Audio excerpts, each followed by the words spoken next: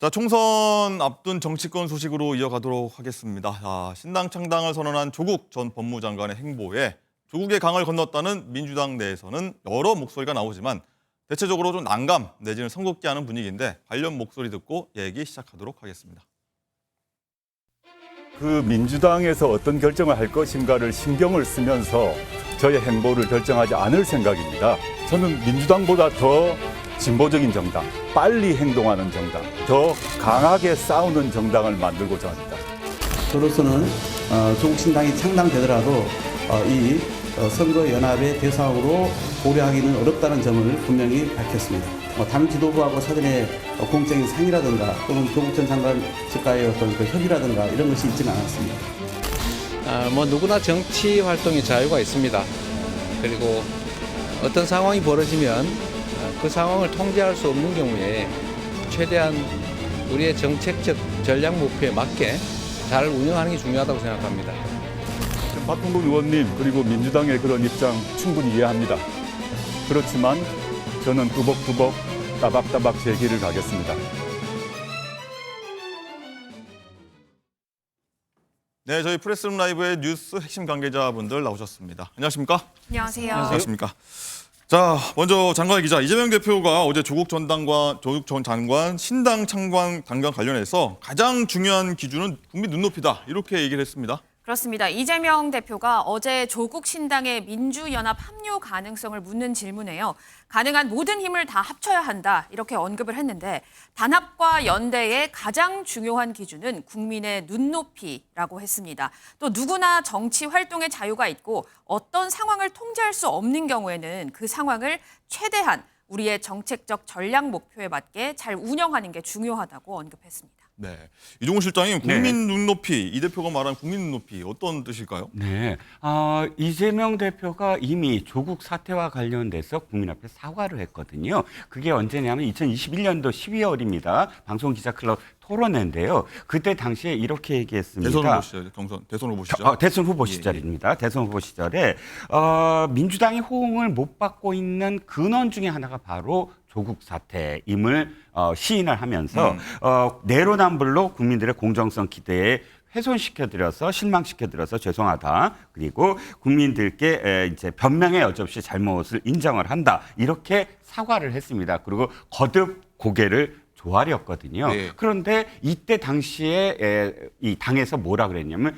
국민 눈높이에 맞지 않다라고 이야기를 했습니다. 그렇다면 지금도 조국 사태를 다시 상기시키면서 자신의 어떤 그런 무죄임을 유권자에게 판단시키겠다라고 당을 만든 것을 만약에 민주당이 끌어안으면 지금 그때의 눈높이와 지금의 눈높이가 다르냐 하고 비판을 받을 수밖에 없잖아요. 예. 그러니까 저는 이재명 대표가 자신이 그때 한 이야기에 일관성 있게 지금 대응한 게 아닌가 싶습니다. 네, 박시영 부원장님, 이거 말씀 어떻게 들으셨습니까? 같은 의미의 국민 눈높이로 봐야 됩니까? 아니면 좀 바뀌었다고 봐야 됩니까? 어떻습니까? 비슷한 흐름인 것 같은데요. 고민이 있을 겁니다. 예를 들자면은 반대로 비교를 해보면은 윤석열 대통령이 국민의힘에 완전히 결별하는 것이 국민의힘의 선거에 도움이 된다. 이렇게 이야기하는 사람들도 있을 거고요. 중도만 보자면. 그리고 또 본인들 정당의 핵심 지지층을 보자면은 윤석열 대통령이 그래도 그립감을 갖고 당에 개입을 해야지 핵심 지지층들이 열심히 투표하러 온다. 이렇게 이야기하는 사람도 있을 수 있습니다. 예. 결국은 이게 정치라는 것이 균형감이거든요. 그런 부분에 있어서 조국 장관을 강하게 지지하는 분들도 있습니다. 그러나 반대로 지역구 단위로 갔을 때 중도라고 하는 또는 무당파라고 하는 몇 퍼센트의 선택이 민주당 입장에서 굉장히 중요하기 때문에 조국 장관 문제가 한편으로 보면 좀 부담스럽다. 이런 생각도 가질 수 있을 겁니다. 네. 그래서 저는 아마 이 비례정당과 지역구 문제에서 좀 차별이 있는 양면적인 입장을 취하지 않을까라고 조심스럽게 전망을 해봅니다. 예. 어쨌든 조국 사태가 좀 지나긴 했지만 부원장님, 여전히 조 전 장관 연대가 중도층 이탈 불러올 거다 이렇게 민주당에서는 보고 있는 게 맞겠죠. 실제로 그렇게 되리라고 보십니까? 어떻게 보십니까? 투표율의 문제입니다.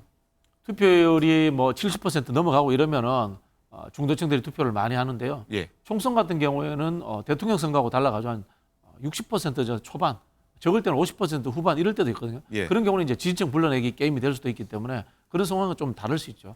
뭐 제가 좀 개인적으로 예측을 하자면은 조국 신당과의 연대는 없으나 불편한 관계가 아닌 좀 우호적 관계로 가지 않을까.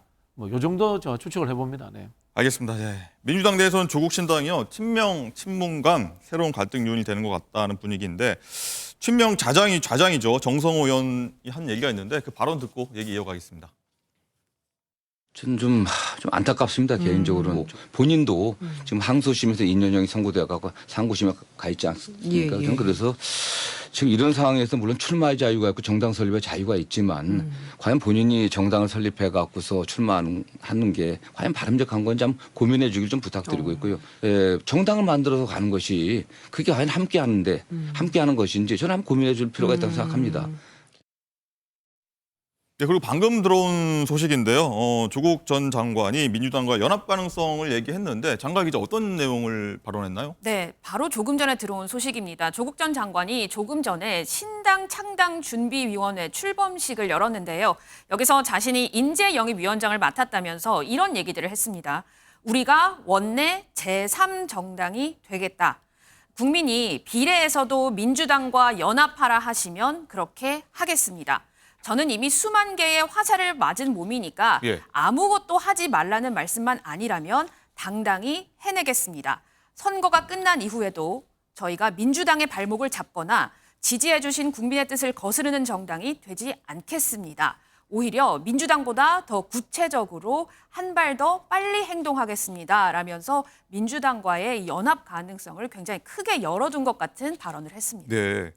이종훈 실장님 방금 들어온 소식이라 좀 해석이 좀 필요할 것 같은데 그렇습니다. 민주당 쪽에서는 약간 승급기인데 조국 전 장관 쪽에서는 더 이렇게 손을 좀 내밀고 있는 상황인데 어떻게 보십니까? 그렇죠. 어떻게 조국 전 장관이 민주당 쪽에서 약간 선을 그은 것에 대해서 받아들이겠다 이렇게 표현했거든요. 근데 오늘 그냥 받아들인 게 아니라 또다시 제안을 한 겁니다. 같이 하자. 예, 그렇죠. 받아들인다는 건 그래 선을 그었으니까 각자 하자. 그리고 언젠가 다시 또 연대할 수가 있겠다. 이렇게 생각을 했거든요. 그런데 방금 들은 건 방금 말씀하신 그런 리포트에 따르면 또 다른 역제안을 한 겁니다. 지역구라든지 혹은 비례와 관련해서 연합하자라고 제안을 한 것이고 그만큼 이재명 대표라든지 또는 친명계에서 우려하는 게 바로 이런 점이거든요. 네. 뭘 우려하냐면 사실 이번엔 그야말로 이재명 대표가 공천이라든지 이런 부분에서 확실하게 그립감을 갖고 이슈를 주도하려고 하고 있어요, 지금. 그런데 여기서 지금 조국 전 장관이 자꾸 연합하자든지 이렇게 이야기하면서 조국 장관은 아마도 매일같이 인터뷰를 하거나 SNS 활동을 하면서 주목을 끌려고 할 거거든요. 소수 정당이니까 그런 메신저로서 어쨌든 공중전을 펼칠 겁니다. 그러면 어떻게 되냐면 시야가 분산이 되고 또 이슈 주도가 분산이 돼버려요. 그러니까 이것과 관련돼서 조국 사태가 또다시 비판받는 것만이 아니고 이 당의 주도권을 일정 정도는 내줘야 되는데 네. 그게 이 당에 도움이 될까 하는 그 고민을 할 수밖에 없죠. 예. 방금 말씀드린 조국 전 장관의 발언이 방금 따끈따끈하게 들어왔다고 하는데 한번 듣고 오겠습니다. 이번 총선에서 국민 여러분들께서 지역구 외에 비례대표 선거도 민주당과 연합하라 하시면 그리 노력하겠습니다. 반대로 국민들께서 지역구에서는 정확한 1대1 정권 심판 구도를 만들고 비례에서는 경쟁하라 하시면 그리 또 따르겠습니다. 저는 이 수만 개의 화살을 맞은 몸입니다. 상처도 많고 흉터도 깊은 사람입니다. 아무것도 하지 말고 그대로 있으라는 말씀만 아니하시면 수십만 개의 화살이 비오듯 쏟아지는 전쟁터라 해도 두려움 없이 당당히 맞서겠습니다. 총선이 끝난 이후에도 민주당은 발목을 잡거나 지지해 주신 국민의 뜻을 거스르는 정당이 되지 않겠습니다. 오히려 민주당보다 더 구체적으로 고민하고 민주당보다 한 발 더 빨리 행동하는 정당이 될 것입니다. 네, 조국 전 장관이 방금 발언인데 일단 적어왔습니다. 작심하고 적어와서 얘기를 한 건데 조금 전에 들었던 정성호 의원 같은 경우에는 조국 신당 정당 설립에 대한 우려를 표했는데 좀 배치되는 얘기인데 부위원장님 어떻게 들으셨습니까? 조국 장관은 이제 조국 장관의 길이 있고 예. 민주당은 민주당의 길이 있다. 뭐 이런 생각이 듭니다. 그 길이 중간에 이제 합쳐질 수도 있고 뭐 그런 부분인데요. 조국 장관 입장에서는 민주당과 적대적 경쟁을 하는 것이 아니다라는 것을 이야기함을 통해 가지고 민주당과 그 지지자들 그리고 또는 뭐 이 약간 약한 지지층들의 지지를 끌어내기 위한 하나의 그런 전략적인 메시지를 낸 것이다. 저는 이렇게 보이고요. 예. 실제로 뭐 제가 여론조사를 직접 해보진 않았습니다만은 저도 뭐 오랫동안 이쪽 일을 해본 걸로 봤을 때 민주당의 표가 일부는 갈 겁니다. 그러나 이제 조국 장관 입장에서 우린 민주당과 같은 식구야 우호적이다 그러면은 사실 민주당 입장에서 전체 파이로서는 손해보는 게 아니에요. 비례정당도 마찬가지 아닙니까? 반면에 조국 장관이 플러스 알파 시키는 것도 있습니다. 이준석 대표 등이 주도하는 3당이 지금 시야에서 사라지고 있어요. 오히려 조국 장관이 주도하는 당이 3당으로서의 기사를 지금 굉장히 많이 양산하고 있습니다. 그런 부분에 있어서는 민주당이 완벽하게 나쁘다만은 볼 수 없는 거죠. 네. 애매합니다. 어쨌든 간에. 그렇군요. 예. 자, 양진 변호사님, 그리고 민주당에서는요, 이제 조 전 장관 외에도 재판을 받는 인사들이 뭐 출마 선언이 잇따르고 있어서 또 이래저래 좀 말이 좀 나옵니다. 맞습니다. 바로 노웅래 의원의 이야기인데요. 노웅래 의원의 경우에는 사실 4선 국회의원을 지냈고 그런데 현재 수천만 원대 뇌물과 또 불법 정치자금을 수수했다라는 혐의를 받고 기소돼서 현재 재판을 받고 있는 상황이죠. 그런데 서울 마포갑에 출마해서 본인이 5선에 도전하겠다라고 선언을 한 겁니다.